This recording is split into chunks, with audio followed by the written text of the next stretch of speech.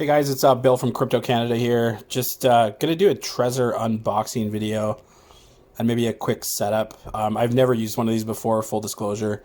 I don't know much about them. I've definitely used ledgers before, but this is gonna be a new learning experience.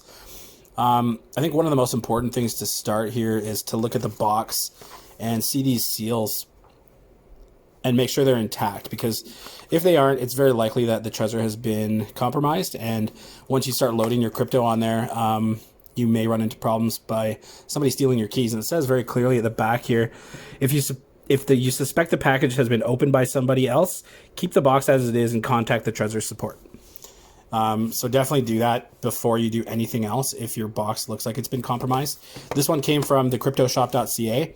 I've dealt with them in the past for other hardware and always had a good experience. They're from Quebec. Took me about a week to get this through Canada Post, and I live on the very exact opposite of the country. So if you are looking for a hardware wallet, I do recommend the cryptoshop.ca. There is a Ledger official store on Amazon, but otherwise it's usually best to steer clear of Amazon. So I'm going to unbox this thing and we will start learning how to use it.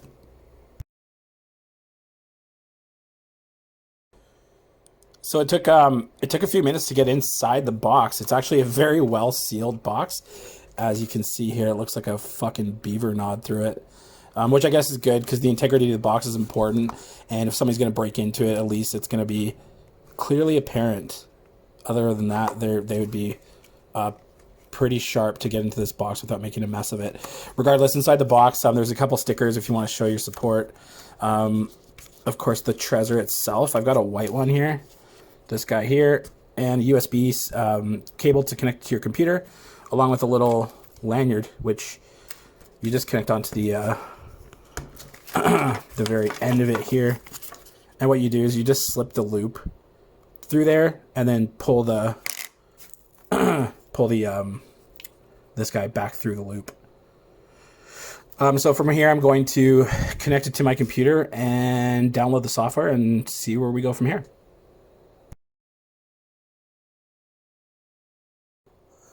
One really important thing that I just ran into as I was trying to download the Trezor software is I searched Google for Trezor, and the first two URLs that popped up, one is .com.br, which is Brazil. Brazilians are well known for being great hackers.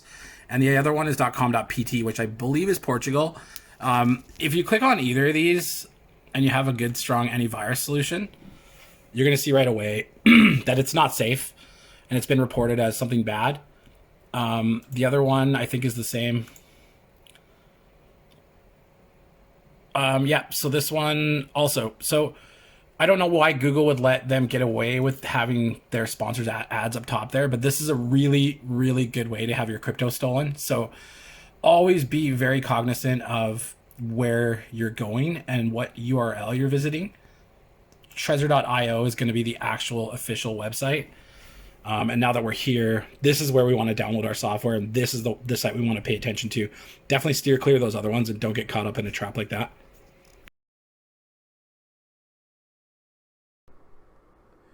All right, so I just realized I recorded it without sound, so I'm just re-recording this with the screen open. So I'm just gonna start this video and kind of do play-by-play as we go because I'm not re-recording this. What this process is coming to the Trezor website, downloading your software, and updating your firmware on the Trezor. Firmware is the software that tells the hardware how to work, kind of thing. Explaining this here again, the .com.br, .com.pt, those are not legit sites, so stay away from those. Click on I already own a Trezor. I own a Trezor One, so I selected that. Once again, it's going to tell you be careful of looking at the package. Make sure the hologram is intact. We've already discussed that in the first video. We're going to move along to the next part. And I've already connected my Trezor to the computer, so we're just going to click to connect devices. I've already paired mine, which is just a matter of checking for devices and clicking on it and then clicking connect. Now at this point it becomes kind of weird because you're waiting for something to happen, but nothing's happening. So what I did is I went to the wiki just to kind of understand what's next. Went to the setup video and found the software that we need to in order for our PC or our Mac to speak to the Trezor. So we have to download and install that first. So we're going to get desktop app. Open it, install it.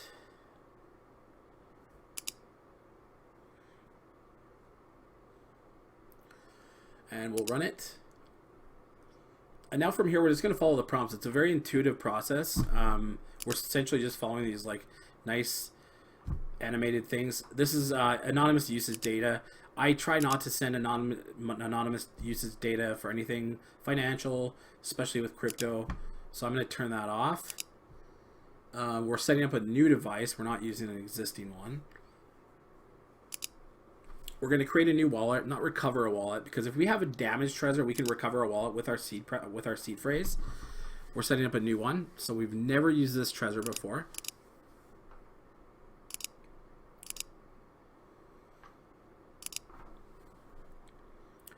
Again, check the hologram, make sure it's sealed properly. We've already broken into the box, like I said, that looked like a fucking beaver gnawed through it because it was so tough to get in there. Trezor's almost ready. There's still a bit of work here to do yet. We have to install the new firmware just to keep us up to date, keep us secure. Now from here, I was talking about really the basis of something like this is always keeping up to date with your firmware. It's just like changing oil in your car, putting new tires on, etc., etc. It's a really, really important part of any kind of computing that you're doing at all. You always have to keep up to date. Your Windows, your Mac OS, your any kind of patches for any kind of software that you use. It's all really, really important, especially when you're dealing with something that has money on it. You definitely want to be on the latest and greatest firmware. It patches bugs, it fixes holes, it's like giving your car a new paint job and a new interior kind of thing. So definitely keep up to date with your firmware. As firmware updates come out, you always want to make sure that you're doing them. Don't hold off. Don't wait, because they are very important to do. So definitely make it part of your schedule to fit it in that your Trezor, your Ledger, or whichever device you're using will get updated accordingly.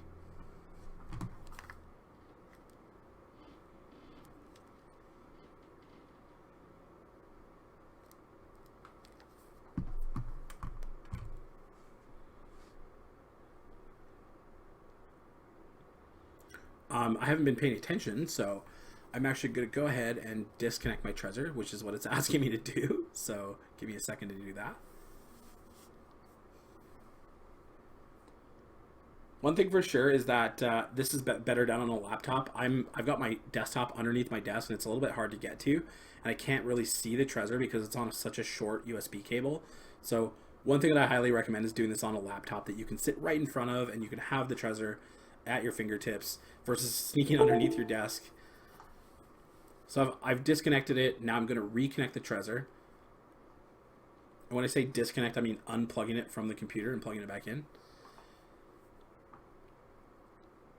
I've already plugged it back in. It hasn't done anything, so I'm again going to unplug it. Give it a minute. Let it figure its life out. And then plug it back in.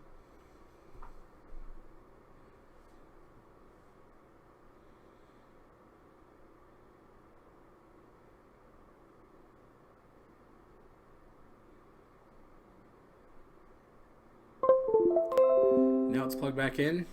Firmware is partially updated. So we'll continue from here. There is another update, so we're going to have to install the second update. We're going to disconnect again. So now we're going to hold both buttons on the front end of the Trezor while we reconnect the cable.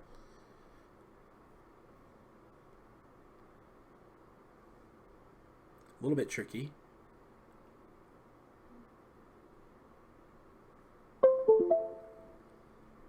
Now it's in bootloader mode, so it's ready to continue updating. Install the second set of firmware. It's essentially asking me now if I want to continue.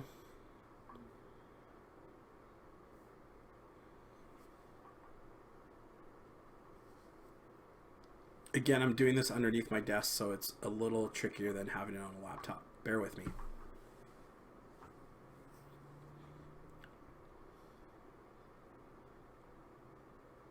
Something really important is do not disconnect your Trezor when it's updating its firmware. That's gonna brick it essentially. Anything like a router, any kind of equipment that you can do a firmware upgrade on, if you unplug it or if it gets disconnected or the power goes out halfway through, you're gonna have a bookend, a nice bookend on your hands. Again, disconnect. Now it's asking us to reconnect again.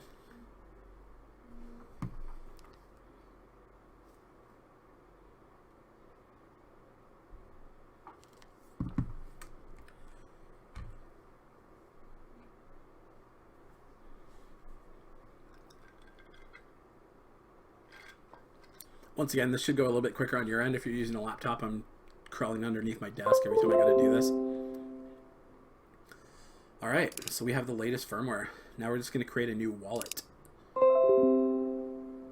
So we're following the instructions on the screen. So from here, it's asking me to create a new wallet. I'm gonna continue. And I'm almost there. I'm gonna create a backup. Always super important to create a backup, especially if your seed phrase.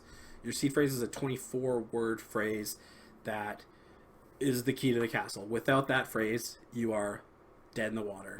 If you have $1 million on your Trezor and you lost your seed phrase, you essentially have a little device that has $1 million on it that you're not able to access, unless maybe something like Alex Hillman can break into it for you. I'm going to back up my seed phrase and everything else, and now from here, I'm going to follow the instructions on the screen to create my seed phrase. It's going to run me through 24 words. I'm going to write them all down on paper, just in case my computer restarts or whatever have you. This is the most important part. So do not slack on this part. Make sure you write it down. Make sure you store it in a very, very safe place. Make sure you store it in several places. Very important. Do not forget, seed phrase is the key.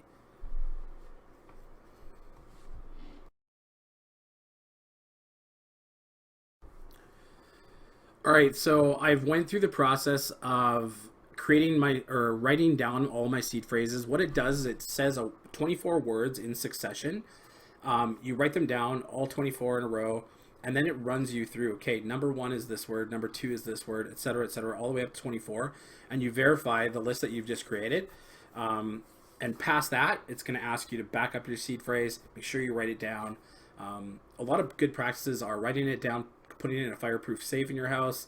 Some say a safety deposit box. Some say that's a terrible idea. There are metal cards out there that you can buy to stamp your seed phrases onto, so they don't get, the ink doesn't fade or get washed away or whatever the case is. So very, very important. Like I said, the seed phrase is obviously the key to the castle. Without the key to the castle, you're homeless. So regardless, we're going to start this next video. Again, I've recorded these videos because I wasn't recording sound as I was doing it. Once that whole process is set up or done, it's going to ask you to set a pin. I've set like a 7 or 8 digit pin, and I think the minimum is 5. Anyways, I've set my pin, and this is the next step. It says you've completed your setup. So once we get past this point, we're going to actually be able to start using our Trezor to send Bitcoin, receive Bitcoin, Ethereum. There's a whole bunch of different coins, which you'll see in the list here.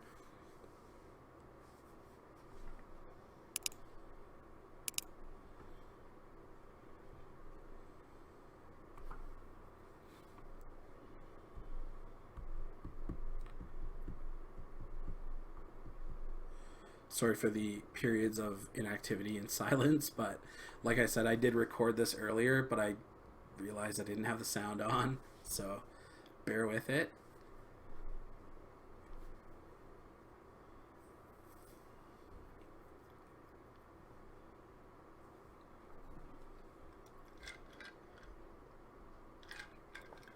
All right, so we're ready to complete the setup. Setup's complete. Access to your suite.